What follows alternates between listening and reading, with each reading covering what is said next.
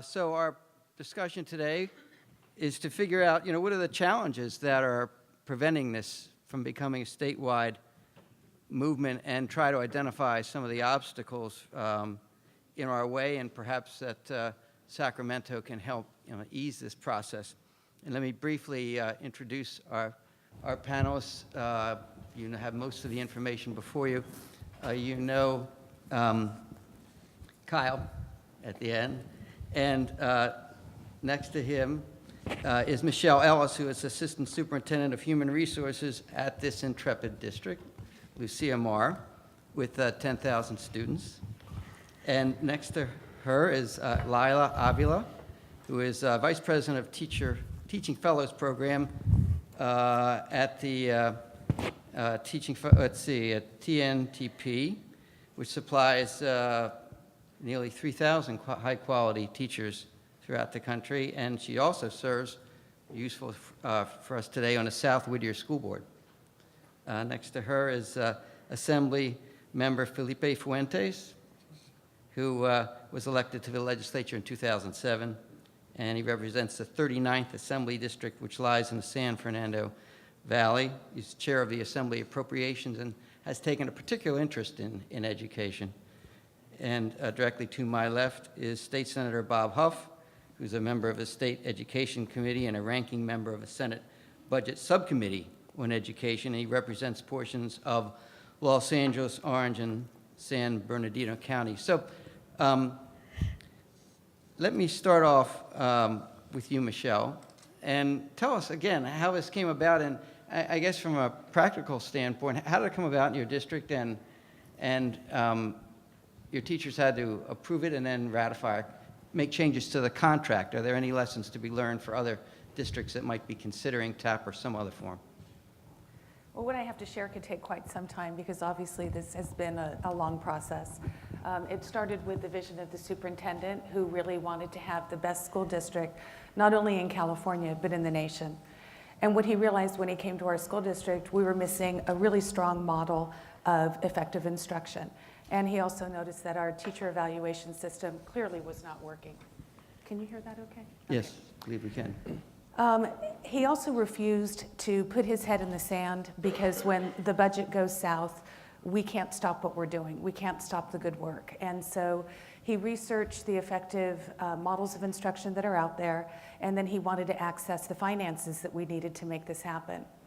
We secured a grant writer, and we also received a TIF grant, $7.2 million. Part of that, the basis is performance compensation, which quite frankly was the least attractive piece of it for us. We really wanted to have the support and the professional development for our teachers. We received the funding, and the model that we were going to use was the TAP system. It's highly effective, it's research-based, it had at least 10 years of research behind it, so we wanted something that was tried and true. Then stepped in, once we got it, it was time to negotiate with the union. And working with the California Teachers Association, we weren't quite sure if it was going to work or not. It impacted significant pieces of our collective bargaining agreement. And we had a stellar attorney that worked with us as our chief labor negotiator over the process, and I can explain more maybe at the reception for people who were interested. But it took some time, and there was a lot of ups and downs. We just weren't sure if we were going to be able to make it. The selling factor, I think, that did it is we used some planning money in year one to actually take teachers to TAP sites. We could talk to them all we wanted and tell them about TAP and how this effective model is going to work and how the evaluation system is going to be effective and supportive for them. We could give them research to read, but we needed them to see it in action. And so we took teams of teachers to visit schools, TAP schools in Texas and Louisiana. And once they saw it happening, they wanted to be part of it. That helped turn the tide. There was a lot of other significant issues, but really seeing is believing for the teachers. We went to the negotiating table with the union in October, and we had a ratified agreement in January of the same year. It was very fast. I think everybody knew that education reform was coming. It was not just in California, it was on a national wave of reform. They wanted to be out front. And I had some sidebar conversations with the union president. They knew it was coming. They wanted to have the opportunity to negotiate something that was going to work for them, something that they had a voice in designing. And so here we are. It took a few months. We have the ratified agreement. We're in our planning year. We've done our hiring of our master and our mentor teachers. Some people who were very strong union representatives have actually applied for some of these positions. And on the other side of the coin, we talked just a little bit about the layoffs. We were able to reduce the number of layoffs in our district because of getting the grant and doing the TAP system, because we've hired back some of our people. So through the TAP master and mentor teacher. So there's a lot more to it, but that's it very, very quickly. Hiring back teachers with TAP, that's certainly an unexpected incentive, I suppose. Definitely. So, Layla, you're on a school board and also represent a national organization. So what elements have you heard today that you might take back and perhaps adopt in South Whittier? And are there any idiosyncratic elements that your teachers, you can imagine, might suggest something different from what you've heard? And luckily, our superintendent is here listening in on this conversation, so I'm actually very glad that he's here so we can hear about everybody's experience with implementing these. I think for me, one of the things that resonates as I look at the research, the work that I do recruiting teachers, and as I heard the teachers here, is that teachers are hungry for feedback. And when I first started reading through some of our research findings from the widget effect that the New Teacher Project published and Teacher Evaluations 2.0, what was clear is that the biggest challenge that we have is our inability to differentiate between teachers is leading to our inability to really identify excellence and really work to retain those excellent teachers. Everyone is very focused on retention, but people don't talk about differentiated retention because we know that all teachers are not the same. And the other thing, the other challenge with our current system is that we can't identify the strengths and weaknesses of our teachers and to help them get better. And that's one of the key pieces that, to me, is missing in the current system. So as I hear the teacher voices and I hear the individuals who are doing this work at school districts, what I would like to see in our school district is being able to change the focus of the evaluation from either being perfunctory or in some cases being punitive to really be a tool to develop and support teachers. And I think that what I have seen from our school district, but school districts across the country, is that requires us to change the culture in a lot of the schools and a lot of the school districts. And that really is where the heavy lifting is going to happen, because it doesn't happen overnight. There's a tremendous amount of training that needs to occur to ensure that our school leaders or principals are really effective managers of human capital. Do you think teachers will have difficulty giving other teachers an ineffective rating? I think if they're at their own school, possibly. One thing that I think might be useful is to have master teachers evaluating teachers at other schools. I would love to have an excellent math teacher from a different school come into my classroom. They don't know me, they don't have any personal bias for or against me. They've been trained using the tools, and I feel a lot more comfortable with their feedback, with their praise, with their criticism, and I would be less inclined to worry about, oh, is this person just trying to butter me up or knock me down? Yeah.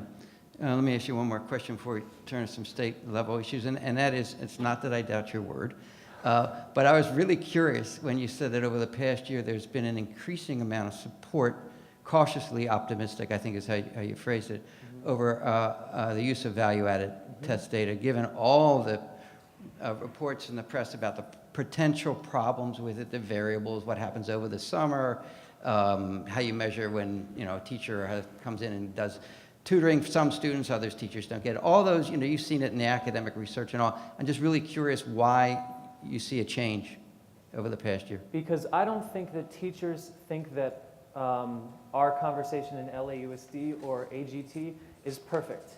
No teacher is going to say it's perfect, but a lot of these teachers will say it's a lot better than what we've had before, which was useless. Part of the way that the district has measured growth before is simply subtracting API scores from year to year, which is problematic in a number of ways. Number one, it doesn't test the same kids. Number two, it doesn't test the same subjects. And teachers are really frustrated. Teachers see that through that really quickly. So you're absolutely right in that teachers aren't lining up and saying, you know, this rubric or value added is perfect, but it's a lot better than what we've got. And if we can be part of the process to tweak that and make it even better, then we're willing to at least engage in this initial discussion. Yeah, Layla, you're shaking your head. Did you have anything to add in this? I think that, you know, as I read the newspapers, read the dialogue about this debate about the evaluation system, I think one thing is clear to me is that we don't want to fall into the trap of figuring out the perfect evaluation system, because it's gonna vary from district to district, and at the same time, what we have right now is broken. And so we need to figure out a way to make it better without getting trapped in the discussion of, well, it's not perfect. And I think that, you know, what we have right now is zero differentiation between teachers, and we really need to strive for more differentiation to identify where the strengths are, where the gaps are, and then provide the appropriate supports. Yeah, I mean, it was interesting in the last panel from a kindergarten teacher who described all the variations, even in a personal observation. So those same variables apply no matter what system you can use. So Felipe and Bob, so you've heard a bit about, others saying about how the system might be changed, and both of you have sponsored legislation related to this area. So what do you think the most effective role the state is or could be? Felipe? Well, I think, it's going to sound a little biased because I'm going to be talking about my bill primarily, but Assembly Bill 5, aims to sort of, I think, capture what folks are talking about here on the dais. There is not one size that fits all when it comes to creating the system. And I think there's a real sort of need to actually have a system that gives that live feedback to teachers, administrators, parents, everybody involved. And so, what I'm trying to capture in my bill, at least, is that spirit. And so I think how you get to that point is you've got to deal with the Stoll Act today. And so my bill would sunset the Stoll Act in 2012. I come from Los Angeles. There isn't, I think, a size that necessarily fits Los Angeles that would fit somewhere else in the state. So the aim here is to sort of understand and appreciate that and defer to the locals so that you have that sort of expertise and knowledge and satisfying whatever needs are at that particular school site or district. Thanks. So by repealing the Stoll Act, do we get into mandated cost issue here? It's good to be chair of appropriations if you're going to introduce a measure like this. But yeah, there would be some costs associated primarily with mandating the evaluation system and then the professional development part. I mean, we all, I think, many of us remember when you had the PAR program that would help teachers, and it was, I think, heralded by many as something that worked very well. And so this would pass you into PAR after you have your observation, or rather your evaluations. And so the bill also requires that, at this point at least, evaluations would take place every 2 years. Mm. When I looked at your bill, and clearly, you bill the cost better than I, but it seemed, based on some of the discussions that we had today, in terms of to do an effective process under TAP, that it would be much more expensive than the analysis indicated, which is, I guess, tens of millions of dollars.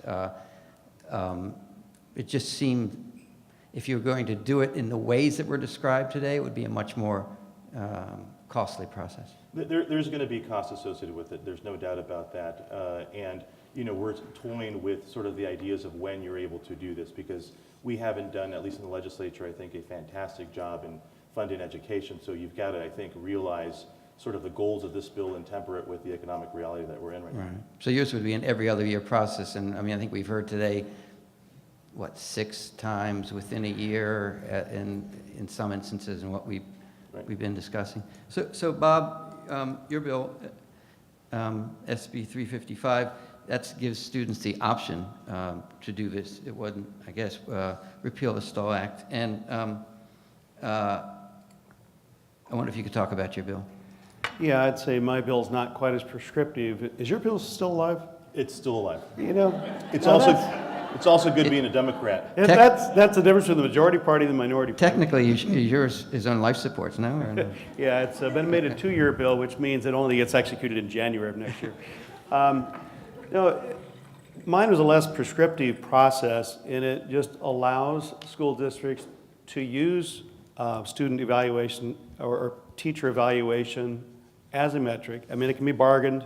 If you do adopt a process, then 30% needs to be from data, from pupil data. And I got a lot of pushback from teachers who say they had that demon principal that come in while their kid was vomiting, or they're doing the fire drill, or whatever that thing I just heard about.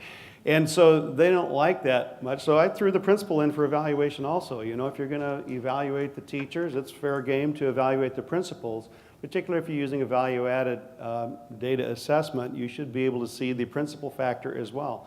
Because I've certainly seen data before that shows almost a one-to-one correlation on the poverty of a neighborhood and how students perform, and yet you find these isolated pixels that excel in spite of all of that. And when you track it back, there's a leader there that has said they're not going to take failure for a result, and then they move the establishment, they find motivated teachers, they move the parents, and they get the result they're looking for. I think we need to encourage that also. But mine is very open.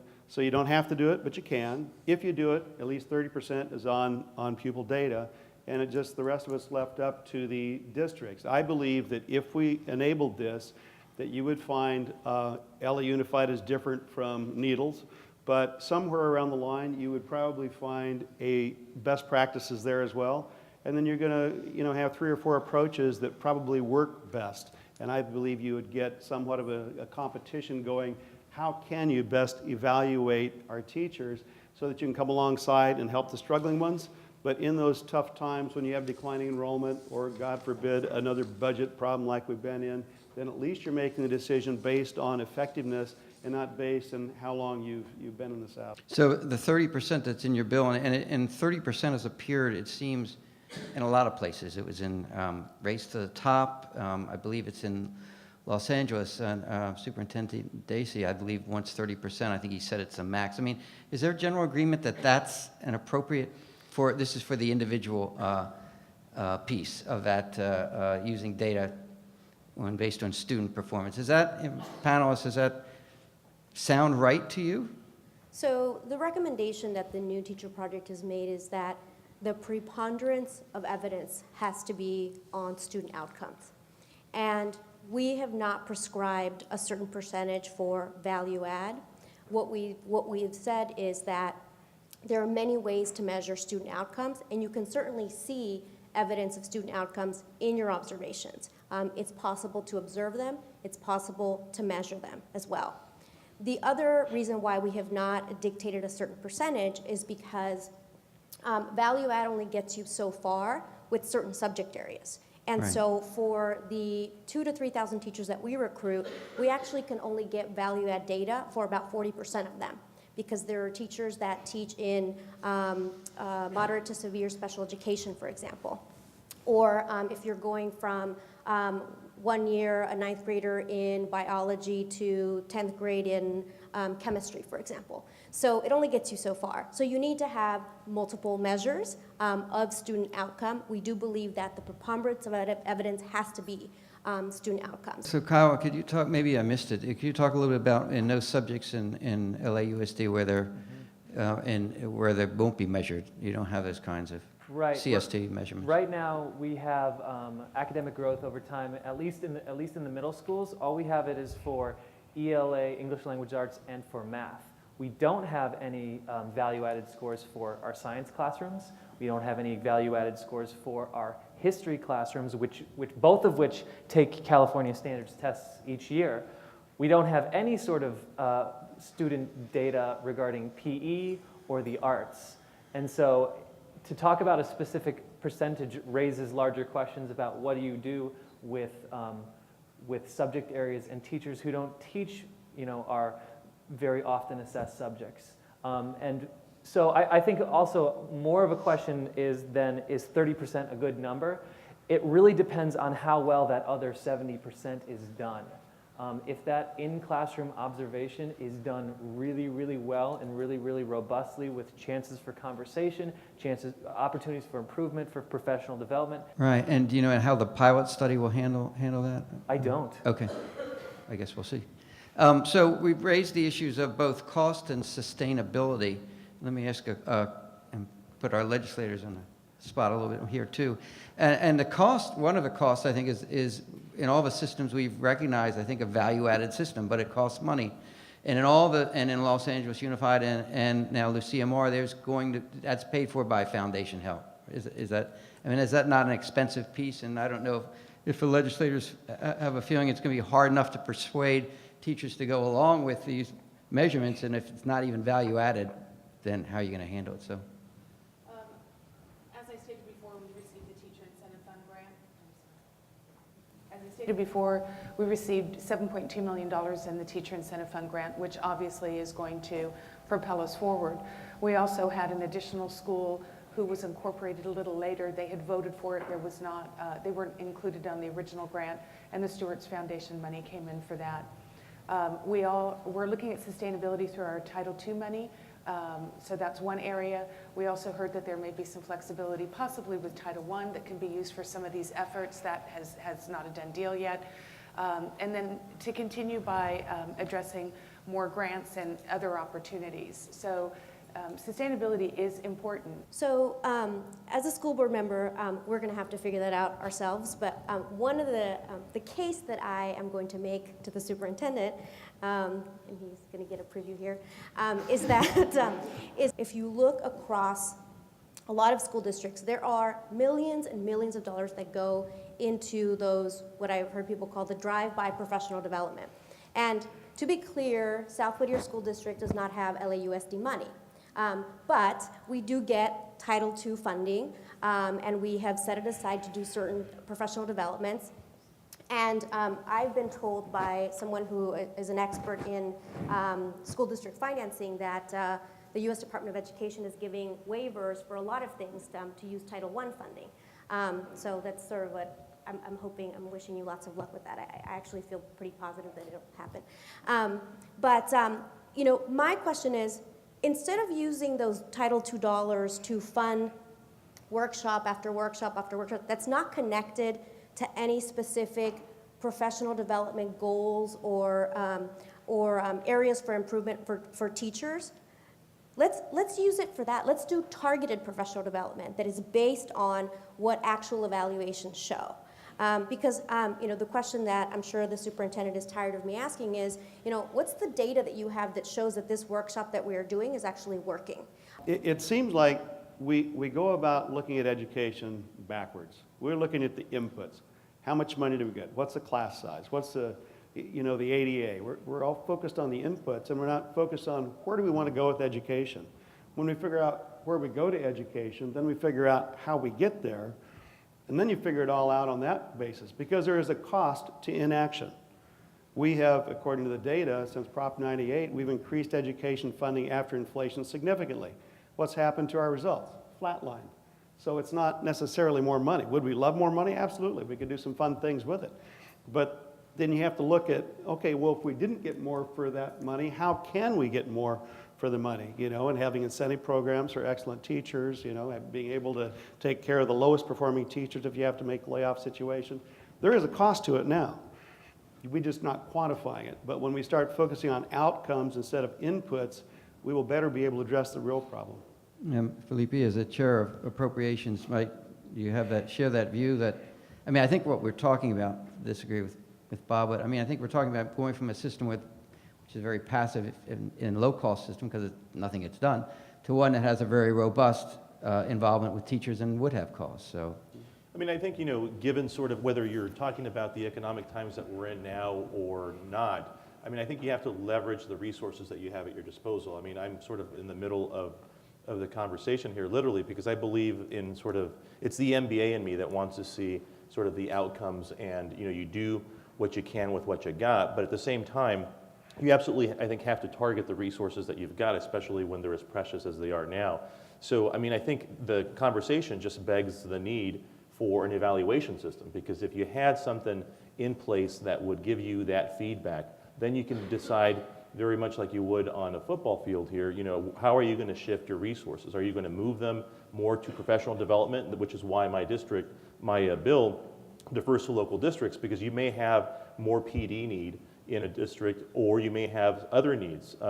You know, what comes to mind right away is sort of what Julia Brownlee is talking about in one of her bills now that tries to do education finance reform and hitting the reset button, which I think is a very timely sort of conversation to talk about now, because it really, I think, has to deal with all of the things that the legislature and other sort of inputs have had on education. We've hamstrung so much of the dollars that are out there now that we have to make these sort of debates on how do you spend money, whether it's Title II or whether it's state monies. I think that you really have to sort of figure out the best bang for your buck given where we are now. And I think that's going to be, it can't be done without just the acceptance of a basic evaluation system.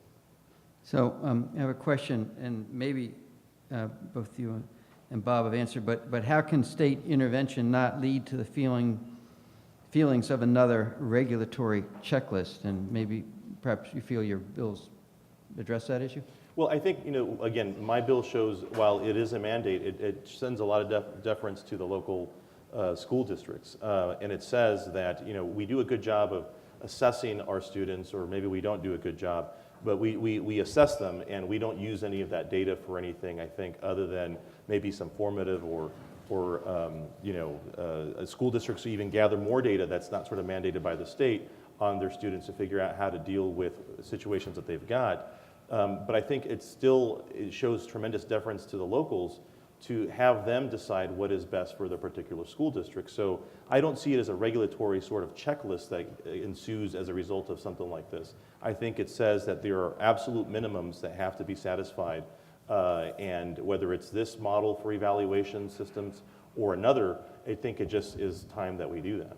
Yeah, Bob. Yeah, my bill, I mean, you don't have to do it, so you can either elect to or not, but it's sort of a progression. Less than 2 years ago, there's a firewall between you know, student evaluation or teacher evaluation and data.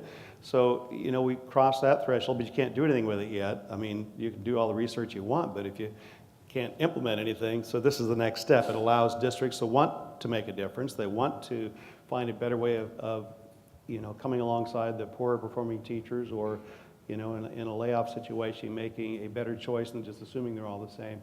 And so it's, you know, there's not a mandated cost. It's permissive. Yeah. So we do have one district, at least, in the state doing this, and Los Angeles Unified is certainly negotiating for a change. I mean, if nothing else, is there something minimally that the state has to do to get out of the way, or really are districts free to do things now, and it's just a question of CTA and CFT, perhaps, the feeling that they're saying now? I mean, I think there's a lot of, if I may, there's a lot of sort of history involved to how we got here today. And I think, you know, the evaluation sort of system need has been further, I think, amplified by the fact that we've had to deal with reduction in forces and these pink slips.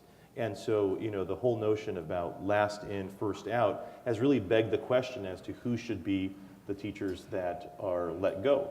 And unfortunately, I think the conversation has centered too much about sort of bad teachers versus sort of good systems that could help districts decide how to spend their resources better.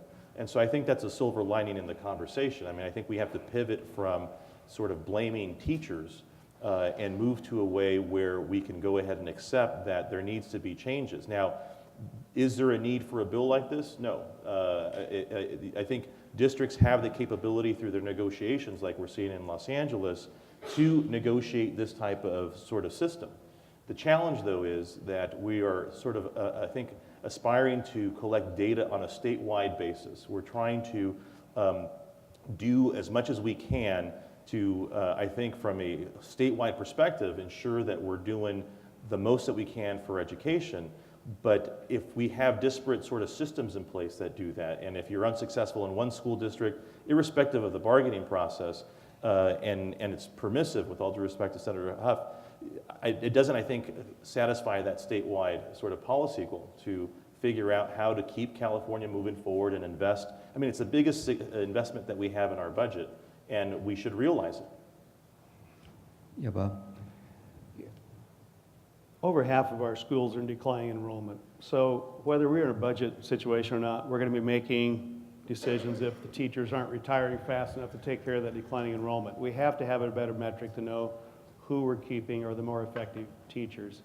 And if we're permissive at the state level, as my bill would do, I believe it really sets it up to the schools are motivated to do something. And when those scores continue to have a disparity between those that are doing well versus those that are not, I think there'll be a clamor by the electorate in those districts to help make changes. I mean, you already have charters in private schools that are employing this kind of stuff. Where's the issue? You know, they typically get a better result for less money. We need to do the same thing in the public system. And as a state, I'm a small government guy. I don't think we get in the way. I think we remove the barriers and get out of the way. If there are any other questions, scribble them down now, or hold your peace. Actually, there's a question I'm not sure if any of the members of this panel can ask is are there states collecting value-added data elements from all schools at a statewide level? Do you know? Perhaps we can get an answer afterwards. So I guess my question is, maybe, Bob, you're the wrong person to ask, but others who get a sense, I mean, do we get a sense that perhaps there is, certainly in LA Unified, an indication that there may be more interest in districts beyond Lucia Mar and LA Unified to get this going, and that maybe there's an undercurrent in the state that we don't see right now? It was interesting, I had a conversation with Dean Vogel, who's the incoming president of a CTA, who told me that, I didn't know that he was co-chairman of the group that wrote the policy that the NEA will take to its members, which will allow student data in teacher evaluations, which would be a major change in policy. So, I mean, just from your observations, and Felipe, Bob, even despite the 80 who showed up and testified on your bill, do you get a sense around the state that there's interest in this? I'd like to jump in if I could. You know, I can't tell you how many teachers would come up to me and thank me for my bill. They tend to be younger teachers. In some cases, they're transplanted teachers who've worked for 12, 14 years in a district. They move to another district, find themselves on the chopping block now, even though they have specialized skills, but they don't have enough specialized to be able to, beat the system of last in, first out that we have now. I sat next to a principal in one of my schools recently that, in the school district. He's not actually in my district, but nevertheless, young guy, PhD, smart guy. He said he just had to send pink slips out to 6 of his teachers that are young, energetic, well-trained, great teachers, and it just pained him because on the flip side of the equation, he had some that in a perfect world, had he been able to make that choice, these were not the ones he would have let go. And so, while that's at the principal level, I do hear from a lot of my superintendents who will privately encourage me on because they'd like to have this, as well as principals. But they don't do that publicly because they still have to work with the unions. I mean, that's a significant issue that we have to wrestle with. Well, your hearing had the unfortunate timing of on a day of a protest for the budget. That certainly may have had a relationship to who showed up. But does anyone else have a sense? Yeah, I mean, I feel like at least the efforts that we have made initially, we are getting some traction with our teachers union. Actually, we have been we'll be rolling out a new evaluation tool that does ask to include value-add student growth data in the evaluation. And one of the members of the union actually participated on the committee to redo the evaluation. So there's optimism there. I think that one of the things that the state can do, and I do feel like there's sort of this sweet spot between setting rigorous standards, but also giving the locals the flexibility. But one of the things that they can do is, number one, set very rigorous standards, set very specific goals for the kind of differentiation that we want to see when we do teachers' evaluation. I think the other thing is provide resources for school districts that can't do this on their own. So, for example, if the state had a bank of assessments that are appropriate for non-tested subject areas, that would help hundreds and thousands of school districts to be able to assess student growth for some of those subject areas that we were just talking about. The same thing with putting models of good evaluations. And obviously, you know, there's some flexibility in the education code that we would like to be able to determine as the employer who gets to stay in my school district and who doesn't. Yes, other thoughts? Yeah, well, I just wanted to say, I mean, you know, I think as a result of, again, of the economy, there's tremendous interest in this, but even if there weren't, it really is sort of our charge in the legislature when you're dealing with, you know, the obligations that voters and the public have told us. I mean, Proposition 98, I think, is sort of the absolute commitment to education. It's the single most sort of source of revenues or source of expenditures for the state, and so to think that it's okay to not have systems in place that get you the most bang for your buck, I think is a problem. It's part of our charge. You know, just to come back to something that I've heard an awful lot again, and not to talk too much about the bill, but the bill doesn't it doesn't prescribe a certain way to assess student achievement or teacher effectiveness. You hear the conversation about value added an awful lot, and I think there are very many positives and negatives to it, and it might be the system that's in vogue today. It might be the one that will sort of survive the test of time, but I think it's important to sort of recognize that irrespective of whatever the analysis is going to be, that there has to be something in place as a minimum to demonstrate, I think, our commitment to education in California. Mm-hmm. So Michelle? I was just going to say that, and I said earlier that it's a national reform effort that's going on. And it's in California, and it's known. Our experience with our union is they do know it's coming. And if they can be partners with us in designing what is that going to look like, then they're out in front of it, and they're going to be more readily accepting of any change that's coming. Yeah, so my understanding is that the California Office to Reform Education, or CORE, which includes Los Angeles and Fresno, Long Beach, San Francisco, Sanger, and one more. I mean, it has made, I believe, teacher evaluations one of its priorities, and that those districts will be working together and sort of sharing that kind of information that you're talking about and making it available publicly. So I think we will certainly be hearing more about this in the next 6 months to a year. So with that, I thank our panelists, and go ahead.